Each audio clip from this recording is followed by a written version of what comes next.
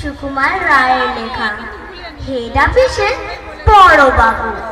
লোকটি বড় শান্ত, তার যে এমন মাথার ব্যামো কেউ কখনো জানতো?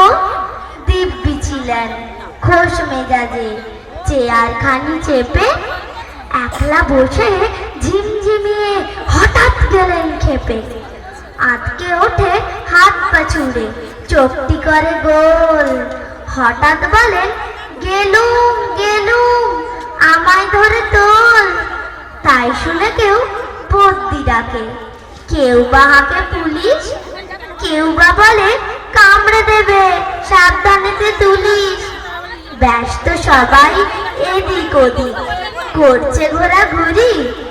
বাবু হাঁকেন, ওরে আমার গোপ গিয়েছে চুরি। গোপ হারানো আজব কথা, তাও কি হয় সত্যি?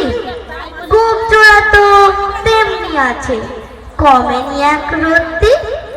সবাই তারে বুঝিয়ে বলে, সামনে ধরে আয় না, মোটেও গোপ হয়নি চুরি, কখনো তা হয় না।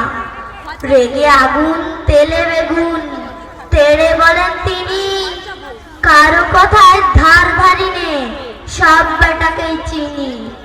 খ্যাংরা ছাটা খ্যাংরা ঝাঁটা, বিচ্ছিরি আর ময়লা, এমন গোপ তো রাখতো জানি শ্যামবাবুদের গয়লা। এ গোপ যদি আমার বলিস, করবো তোরে জবাই। এই না বলে জরিমানা করলেন তিনি সবাই। ভীষণ রেগে বিষম খেয়ে দিলেন লিখে খাতায়, কাউকে বেশি লাই দিতে নেই, সবাই চড়ে মাথায়। অফিসের ওই বাঁদরগুলো, মাথায় খালি গোবর। গোপ জোড়া যে কোথায় গেল কেউ রাখে না খবর।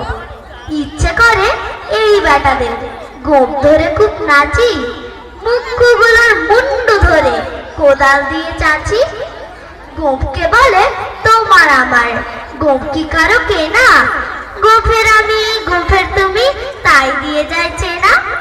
নমস্কার।